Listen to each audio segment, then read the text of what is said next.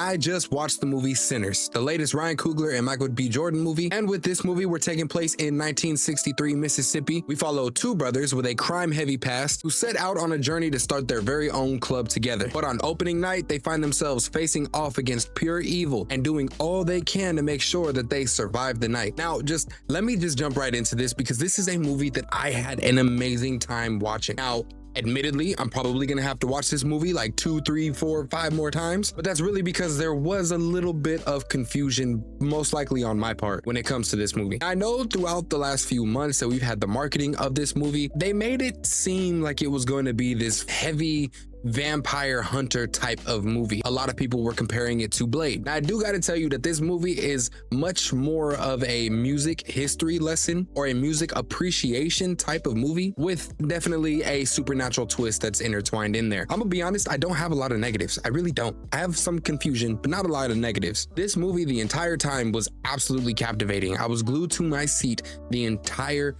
time watching this. From the music to the acting to the cast themselves, the aesthetic of the entire movie, the cinematography. I mean, there were some really dope shots that they had in this movie where somebody was talking about something very intense and it did this shaky cam type fade, almost felt kind of like a dream sequence, even though it wasn't, but it really added to this supernatural vibe that we had going on throughout the movie.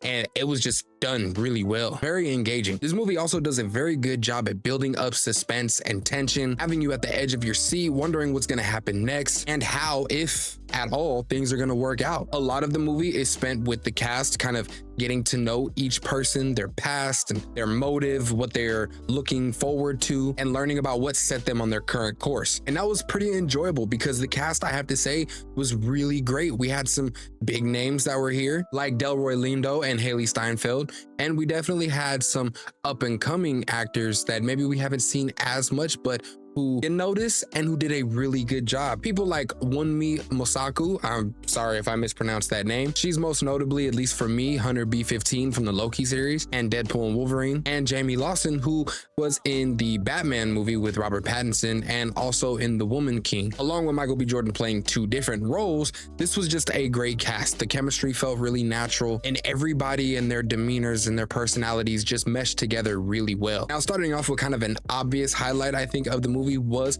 Michael B. Jordan in his dual role. Michael B. Jordan did a fantastic job when it comes to having the dual roles, playing these two twin brothers with very different demeanors. For example, we have Smoke, who is more of a silent and calculated character. He's not as loud or jokeful as his brother. He's more stoic, more down to business. And then we have Stack, the twin brother, who is a little bit more of this swagged out, charismatic type of character. He's a bit more jokeful, definitely the talker. And I think Michael B. Jordan does a great job at playing these differences between them two. It's not like they had to look any different. It's not like one of them has a full beard, the other one has a goatee, or one has long hair, one has short hair. They got the same look. It's the same look for both of them, minus a little gold tooth that Stack had. But even with them looking so similar, Michael B. Jordan did such a good job at playing the very different and distinct characteristics of each character.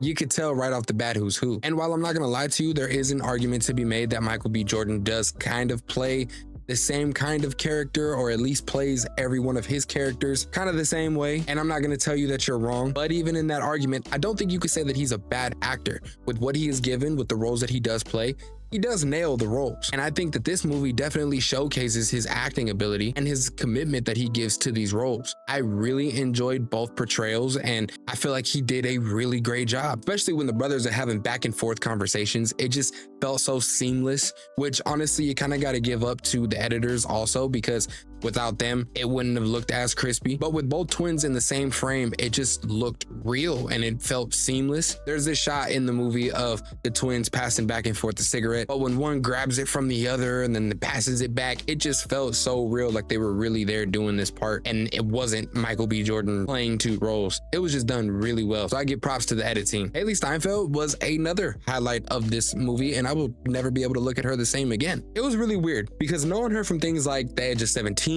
Bumblebee, now she's our Gwen Stacy in the Into the Spider-Verse movies, she had this, at least in my mind, this very innocent type of vibe to her. And seeing her in this movie, I was not expecting her to act so grown. The things that were coming out of her mouth and the dialogue that she was saying, just, it was so shocking and caught me completely off guard, but even with that, she did a bang up job. She really embodied her character. She committed to the role. She did such a great job that I was able to not see her as Spider-Gwen or Kate Bishop. I very much was able to see her as her character. So she did a great job, and she was a nice addition to this overall cast. Miles Caton, who plays Sammy Moore in this movie, he was dope too, and just as good as everybody else. And I'll tell you what, that kid could sing, and his character was just a great character within this world. Somebody who is struggling with what his father wants him to do in life versus what he wants to do with his own life. I feel like he represented this desire to leave the norm and chase something bigger for yourself, but also served as a representation of maybe the twins when they were his age, wanting to get away and break from their norms and make more of life than what they were given. But he plays a vital role in this movie and does an outstanding job. Moving on a little bit to talk about the villains that are in this movie, and I feel like here is probably a good place for me to kind of tame expectations a little bit. Like I said in the beginning of this video, this movie was marketed to be like a very heavy vampire hunter style type of movie.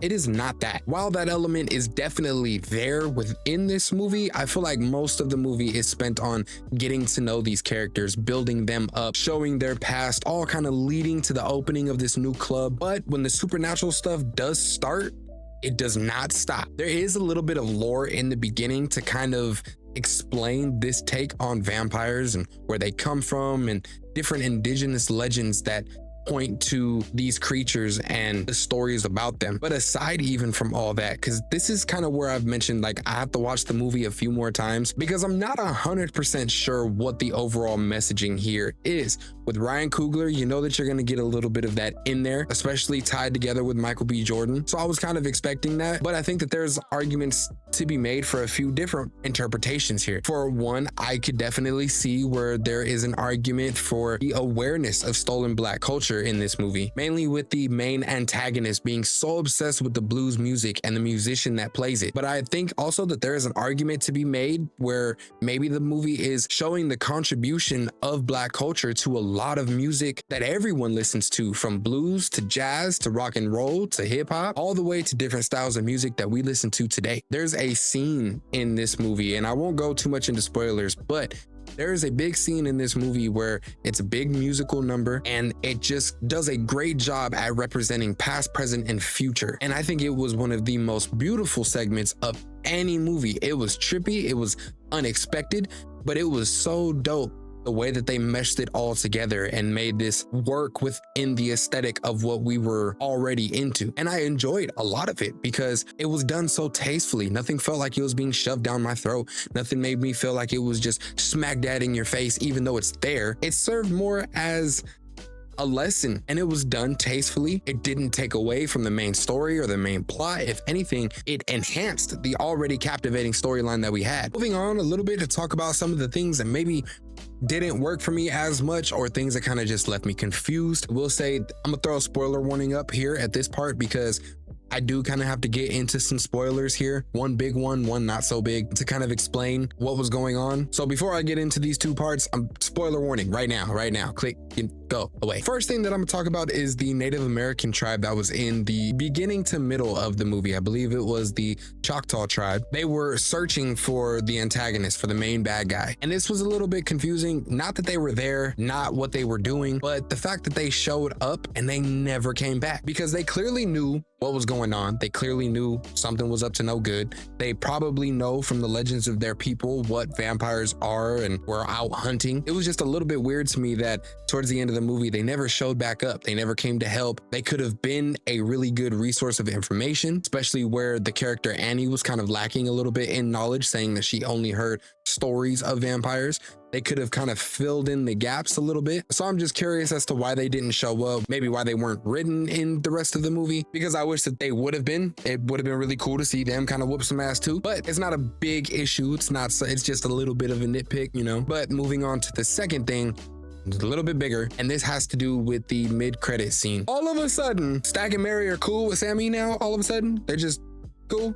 And I'll tell you why this was confusing, because the movie made a point to make you feel like these vampires were just pure evil. They were like these trapped souls within the body, that nothing left was this anger and hatred and this lust to kill. But at the end, it's revealed that Smoke let his brother Stack live, with the promise of leaving Sammy alone, allowing him to live his life. And when he and Mary walk into the club, Sammy's older now, they have this real heart-to-heart moment talking about that day. And at least for me, this moment showed that Stack was still Stack. Like, there was definitely him still in there. And now seemingly he's able to control his drive and his hunger and his evil that's in there. And this kind of confused me, but I will say, I think it has to do with the leader. I think when the leader died, it allowed for the rest of them to kind of be free and maybe have their own agenda and not be tied to the sole vision of their leader. Because we did see at the end, when the leader did get hurt, everybody else was feeling it. And not only that, but they all shared memories. So they kind of had this kind of hive mind thing going on.